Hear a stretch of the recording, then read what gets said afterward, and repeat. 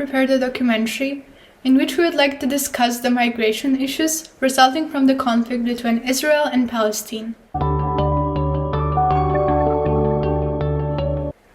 The Israeli-Palestinian conflict is an ongoing struggle between Israelis and Palestinians that began in the mid-20th century and continues until this day. Various attempts have been made to settle the conflict as a part of the Israeli-Palestinian peace process. However, it still remains unresolved. The conflict caused waves of forced migration, and many people sought shelter all around the world. Most of them migrated to Jordan, Lebanon, the Gaza Strip, and the West Bank, including East Jerusalem, where they live in 58 recognized Palestinian refugee camps.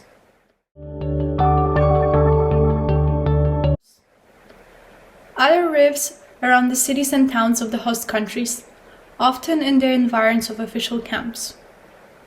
The Israeli occupation of the Gaza Strip deprived many Palestinians of their right to return home.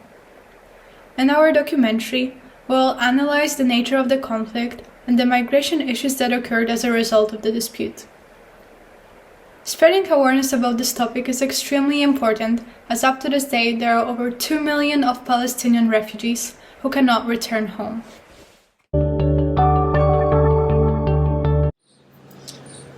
During the 1947-1948 civil war in Mandatory Palestine and the 1948 Arab-Israeli war that followed, 85% of the Palestinian Arabs fled or were expelled from their homes. Out of the 1.2 million Arabs living in the former British Mandate of Palestine. This event was known as Nakba, which is Arabic for disaster. This number did not include those displaced Palestinians inside Israeli-held territory. About 10 Jewish villages were depopulated during the Arab-Israeli conflict, most of during 1948. After the war, around 156,000 Arabs remained in Israel and became Israeli citizens. In the years after, a series of laws passed by the first Israel government prevented Arabs from even returning back to their homes or claiming their property. So most remain refugees, as do their descendants. The Palestinian socio-economic crisis has now reached a breaking point, with no evidence of a recovery in the near future. Poverty has deepened, unemployment has increased, and average income has dropped by about 1.7%, all showing evidence of a deteriorating economy.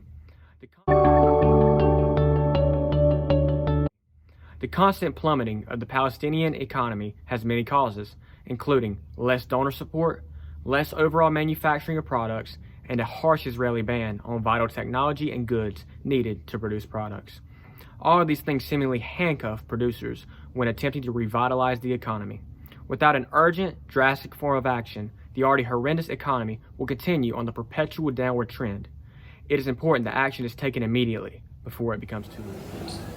The Palestinian refugees settled in Palestine refugee camps throughout the Arab world. Most fled to the West Bank, the Gaza Strip, Lebanon, Syria, and Jordan. The United Nations established the UNRWA as a relief and human development agency tasked with providing humanitarian assistance to Palestinian refugees.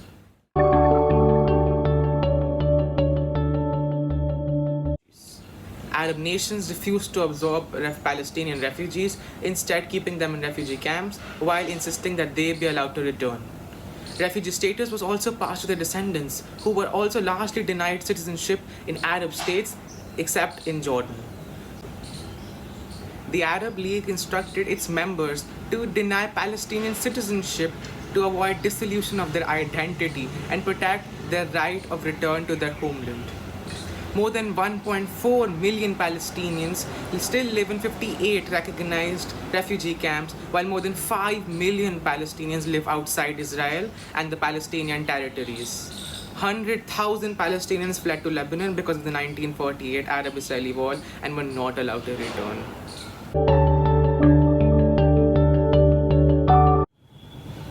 UNRWA is on the front lines addressing COVID-19 and working to protect the health of Palestinian refugees.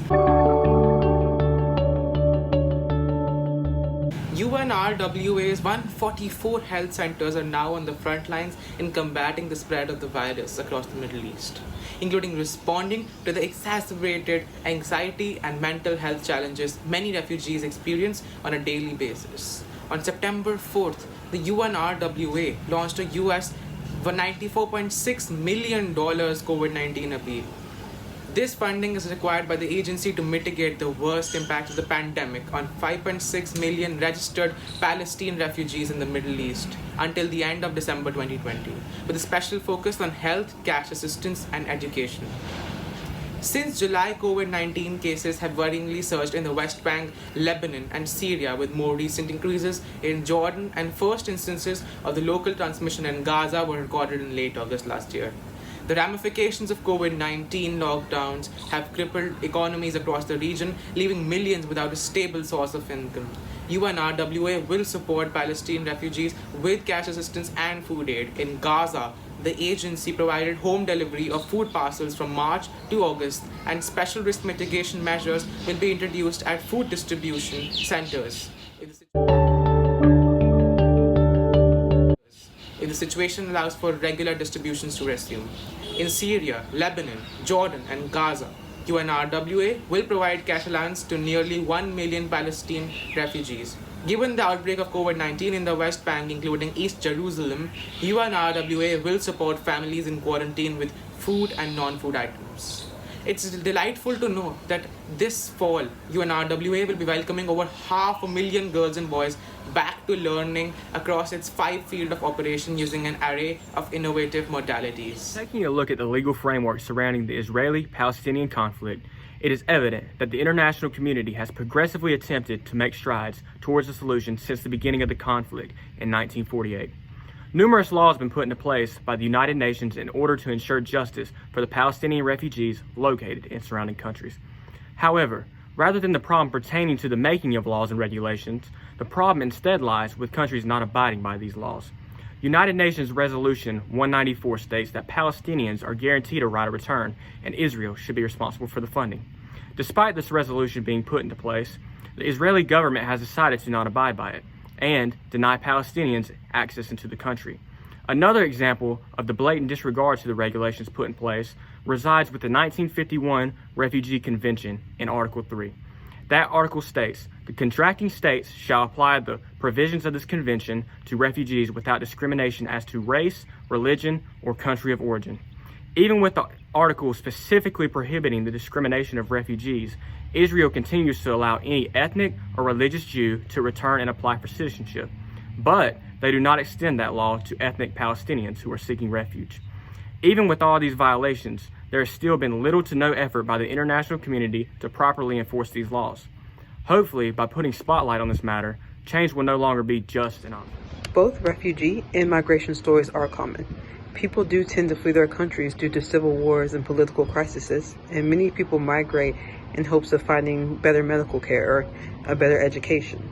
Though both migrating and becoming a refugee both involve leaving your country, there is significant difference between the two. Migration is a movement of a person or a group of persons, either across an international border or within a state, often together and often with specific patterns. Refugees, however, are pushed to leave their country due to issues such as war or even natural disaster. With different circumstances surrounding both cases, it is important to realize the inherent contrast between the two. Now I will present the stories of 2 children who live in a Palestinian refugee camp because of the repercussions of the conflict. The stories that we are discussing have been shared by those people to the Amnesty International organization, and they're available at their website.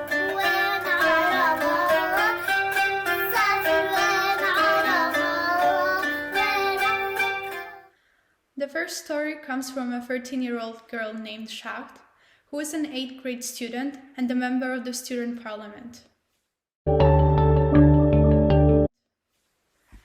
She recalled how she once had to seek shelter during an instrument class after the center where she plays was hit with tear gas fired by Israeli soldiers during clashes with youth in 2016. She has been playing the Quanon, which is the instrument, for 3.5 years, and she goes to the classes 2 times a week. It is sometimes dangerous because of the tear gas. Many times she missed her classes because the tear gas was being shot into the camp. Last year on Friday, she was in her class when the soldiers were shooting tear gas into the camp and a canister entered the building. They all had to hide in one room all together until the gas was gone. Another story features Abdul Rahman, who is a 15-year-old boy who attends 9th grade and is a member of the student parliament. His father owns an antique shop at the entrance to the camp where he works after school. He told Amnesty International that once he had to flee his father's shop because the Israeli army was firing tear gas canisters into the camp. He was at his father's shop and a jeep came and was shooting gas. He ran away immediately to someone else's house. It wasn't even his house, and inside, people were suffocating and the paramedics came to rescue them. The boy dreams of becoming a businessman one day. He wants to start a business that would benefit everyone in the camp. He says that he would like to open a bakery if he has enough funding. As there is no bakery inside the camps, and he believes that people should be able to buy fresh bread from inside the camp.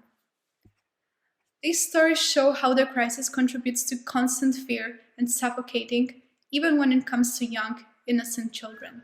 One of the most heart-wrenching stories was that of a pregnant lady who fled her home. Over the last 8 years, a 31-year-old pregnant mother of 2, known as Ahmed, has 2 miscarriages and an induced abortion. She was 4 months pregnant when in January 2015, a tear gas canister entered her house. She hid inside the bathroom to avoid the tear gas, but was still asphyxiated by it and almost lost consciousness. She was taken in a taxi to Al Hussein Hospital in the nearby town of Beit Jala. Following advice from several doctors, she decided to have an induced abortion as the health of the fetus was abnormal.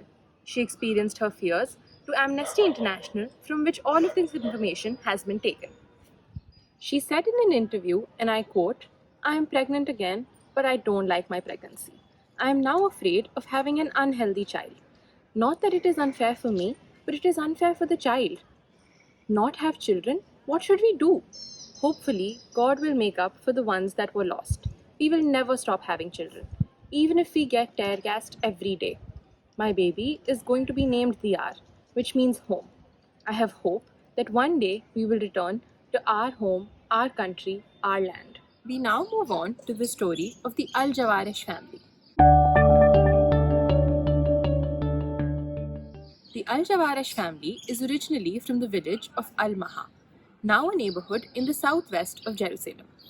Residents of Al-Maha began to flee the village in 1948 after Jewish paramilitary groups entered the surrounding villages in the Jerusalem area. Many found refuge in and around Bethlehem. According to the family, in 2014, Silene, now aged 7, was pronounced dead by paramedics after inhaling tear gas from a canister that entered the Al-Jawarish home. She was only 4 months old at that time. Her mother said that she was resuscitated while on her way to the hospital. No matter where you go, you are suffocated in this camp. Where were we supposed to go? You close the doors and the gas comes. You close the windows and it's the same. It doesn't matter. If I had money to leave this camp, I would. There is no life here. My children's lives are in danger, and I know this is not normal. The life here in the camp is impossible. Our last story talks about an elderly man named Abdel Majid Abu Sraun, an 85-year-old shop owner who was 15 when he fled his home in the village of Beit Natif, southwest of Jerusalem.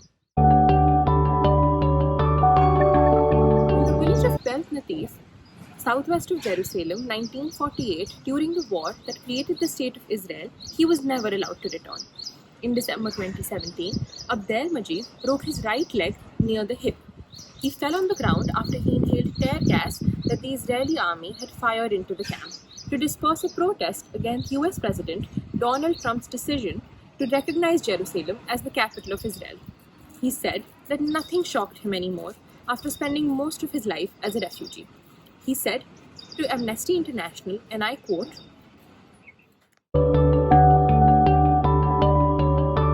There were protests at the checkpoint near Rachel's tomb, and the soldiers started firing tear gas from their jeeps. The wind was blowing eastward, towards the camp. I was walking outside my shop when I started to suffocate. I looked unconscious for 15 minutes. I said a death prayer because I thought I was going to die. When I woke up, someone was helping me stand up. People took me to the Hussein Hospital. I realized I had broken my left leg near the hip and I had to have surgery that night. They had to fix the fracture with a metal plate. It took me 3 months of rehabilitation before I could walk again, and my leg still hurts today. Nothing is shocking to me anymore. Crisis occurring between Israel and Palestine, as well as its impacts on both the economy and the people. 1947, which was a critical time for a significant amount of Palestinian Arabs due to being forced from their homes or voluntarily fleeing from the war, highlighted the beginning of this crisis. Now, worries take the shape of financial and health crises. With the economy in Palestine declining, as well as COVID-19 concerns rising in various countries throughout the Middle East, the world must turn its attention to Palestine.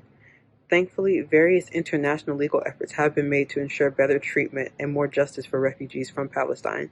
However, evidence given through first-hand accounts and personal interviews allows us to see that this crisis is far from over and much more work must be done in order to stop these issues altogether.